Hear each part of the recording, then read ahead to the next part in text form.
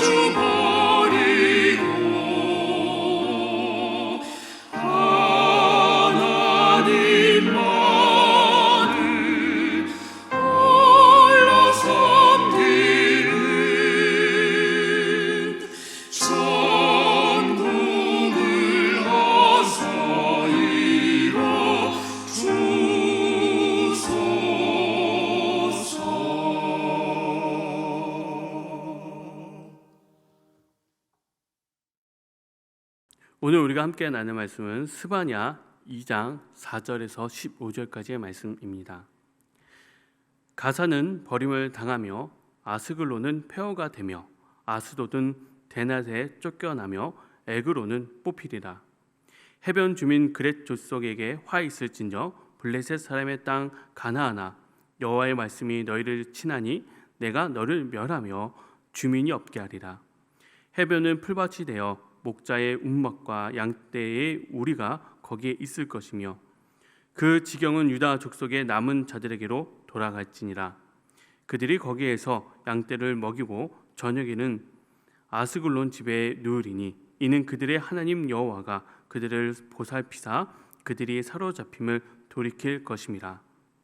내가 모압의 비방과 암몬 자손이 조롱하는 말을 들었나니 그들이 내 백성을 비방하고 자기들의 경계에 대하여 교만하였느니라. 그러므로 만군의 여호와 이스라엘 하나님이 말하노라. 내가 나의 삶을 두고 맹세하노니 장차 모압은 소돔 같으며 암몬 자손은 고모라 같을 것이라. 찔레가 나며 소금 구덩이가 되어 영원히 황폐하리니 내 백성의 남은 자들이 그들을 노력하며 나의 남은 백성이 그것을 기업으로 얻을 것이라. 그들이 만군의 여호와의 백성을 회방하고 교만하여 졌음이라. 여호와가 그들에게 두렵게 되어서 세상의 모든 신을 쇠약하게 하리니 이방의 모든 해변 사람들이 각각 자기 처소에서 여호와께 경배하리라. 구스의 사람들아, 너희도 내 칼에 죽임을 당하리라.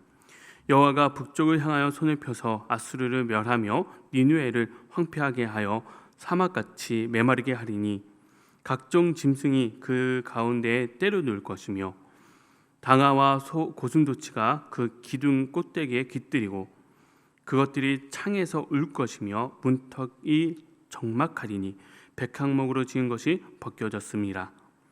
이는 기쁜 성이라 염려 없이 거주하며 마음속에 이르기를 오직 나만 있고 나 외에 다른 이가 없다 하더니 어찌 이와 같이 황폐하여 들 짐승이 엎드려질 것이 되었는고.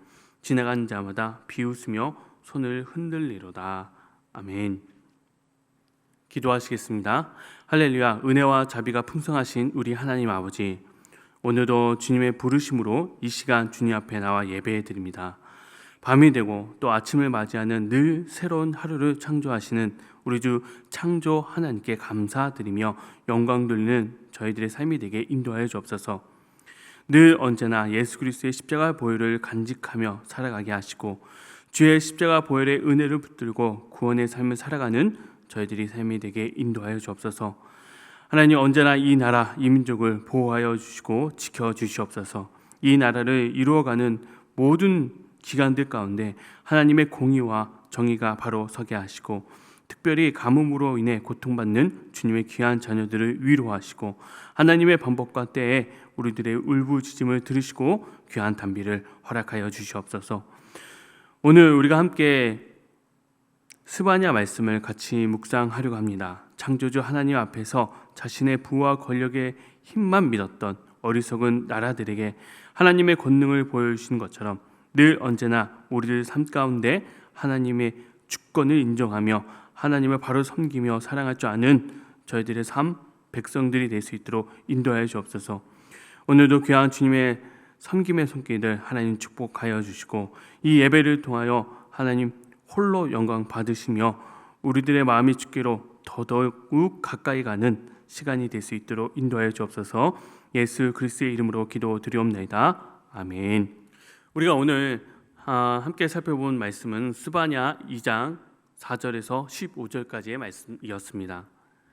오늘 본문 말씀은 심판에 대한 말씀인데 유다를 기점으로 서쪽 블레셋, 동쪽 암몬과 모압, 또 남쪽 구스와 북쪽 아수르에 대한 심판에 대한 내용들입니다.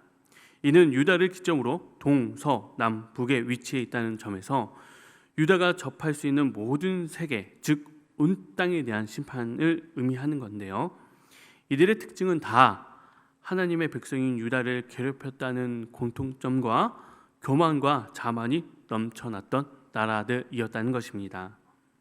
먼저 4절에서 7절은 블레셋 도성에 대한 심판 이야기입니다. 가사, 아스글롯, 아스돗, 에글롯을 말하며 해변 거점으로 삼아온 그렛 족속이라고 표현되어 있는데 이것은 블레셋의 또 다른 이름입니다. 즉 이 블레셋의 이제 멸망에 대한 이야기인데요. 여기서 가사는 버려지고 아스글론은 황폐해지며 아스돗은 쫓겨나고 에그론은 뿌리채 뽑힌다라고 표현되어 있죠. 근데 이거를 언어 성경으로 보면 이 표현 기법이 일종의 언어 유희 형식을 취하고 있습니다. 쉽게 말하면 뭐 서울 하면 서럽게 울부짖는 뭐 도시다 이런 식으로 일종의 말장난처럼 이렇게 표현되어 있어요. 그럼 왜 이 본문을 언어 유희로 표현되어 있을까? 뭐 단순히 문학 작품이라서 뭔가 좀 의도가 있겠죠. 우리가 언어 유희로 기록되어 있으면 외우기가 쉽고 또 듣기도 좀 재밌다고 해야 될까요? 뭐 이런 식으로 좀 유쾌하게 들리고 좀 재치 있게 들리죠. 블레셋은 이스라엘 민족과 아주 길고 긴 원수 나라이죠. 우리가 사사시대의 뭐 삼손 이야기 속에 또 블레셋도 나오고 계속해서 다윗 시대를 거쳐서 오늘 우리가 읽은 이 스바냐 본문에 이르기까지 이 블레셋은 계속 등장하며 원수의 나라로 표현되어 있습니다. 근데 그런 이 지긋지긋하고 여전히 이 강대국으로 표현되어 있는 이 블레셋도 결국 하나님의 심판을 피할 수 없다라는 것이죠. 그들의 도성은 하나님의 주권 앞에 한낱 말장난에 불과한 초라한 도시로 전락하고 만다는 그런 의미인 것입니다. 그래서 이 말씀을 보면 밝은 대낮에부터 그들이 쫓겨나서 반나절 만에 이 유대 남은 자들에게 내어줌을 당한다라고 표현되고 있죠. 하나님의 주권 안에 이 모든 이 블레셋 나라가 반나절 만에 함락된다는 그런 강한 심판에 대한 이야기를 해주고 계신 것입니다. 또 8절에서 11절은 모압과 암몬에 대한 심판 이야기인데요. 이 모압과 암몬은 창세기 19장 룻과 그의 두 딸 이야기에서 나오는 나라로 시작이 되죠. 그래서 두 딸 중에 한 딸이 낳은 아들의 모압의 그 어떤 조상이 되고, 또 다른 딸은 낳은 아들이 암몬 조상의 조상이 되는, 시초가 되는 그런 두 아들로 자랐다, 이렇게 태어났다라고 이야기를 해주고 계시죠. 그래서 엄밀히 따지면 먼 친척과 같은 이 나라인데 계속해서 이스라엘 백성들과 원수 같은 민족으로 표현되고 있죠. 그래서 그들의 심판은 하나님의 백성에 대한 조롱과 비방으로 심판받는다라고 이야기하면서 소돔과 고모라처럼 멸망한다라고 이야기합니다. 사실 이 두 민족의 출생 이야기부터 이어져 내려오는 것이 이 소돔과 고모라 심판 이야기인데요. 스바냐는 이것을 의도적으로 상기시키면서 너희 조상들처럼 소돔 고모라의 운명을 되풀이할 뿐이다 라면서 강한 메시지를 전하고 있는 것입니다. 이는 단순히 비유가 아니라 역사적, 신학적으로도 모압과 암몬과 소돔과 고모라라는 뿌리부터 연결된 심판의 서사 이야기라고 할 수 있는 것이죠. 그리고 이 12절에서 15절은 구스와 아수르에 대한 이제 심판 이야기인데요. 먼저 구스는 네 칼에 죽임을 당한다라고 이야기하는데, 이 구스라는 지역은 남유다의 남쪽 지역에 해당되는 그쪽에 있는 도시와 왕국을 의미하는 것입니다. 결국 어떤 특정한 도시나 이 나라를 표현한다기보단 이 남쪽에 있는 이 넓은 지역에 하나님의 백성을 모욕했거나 하나님 앞에 교만한 나라들에 대한 심판 이야기를 하고 있는 거예요. 그리고 이제 남유다의 북쪽에 위치해 있는 아수르에 대한 심판 이야기를 하시는데요. 아수르는 강대국이죠. 근데 이 아수르는 특별히 오늘 우리가 읽은 본문 2장 15절에 이렇게 이야기합니다. 기쁜 성이라 염려 없이 거주하며 마음속에 이르기를 오직 나만 있고 나 외에는 다른 이가 없다 하더니, 그렇게 교만에 빠져서 하나님을 업신여기고 무시하더니 결국 황폐하여 들 짐승이 엎드려지는 곳이 되었고 지나가는 자마다 비웃으며 손을 흔든다. 자신을 과시하던 민족이 결국 하나님 앞에 무너지고 심판받아서 오히려 주변 나라의 비웃음을 듣는 그런 모습으로 전락하고 말 것이다 라고 이야기하고 있는 것입니다. 사실 지금도 우리가 세상에 돌아가는 것을 보면 자신의 강함, 부와 명예만 믿으며 하나님 앞에 교만한 나라와 민족들, 그리고 작게는 개인들을 볼 수가 있죠. 세상에 눈에 보이는 자신의 권력만 믿고 세상을 쥐락펴락하며 눈에 보이지 않는 하나님은 무시하고 자신의 눈에 보이는 것만 의지하는 사람들이 있습니다. 하지만 하나님은 그들의 초라한 생명을 비우시고 계시죠.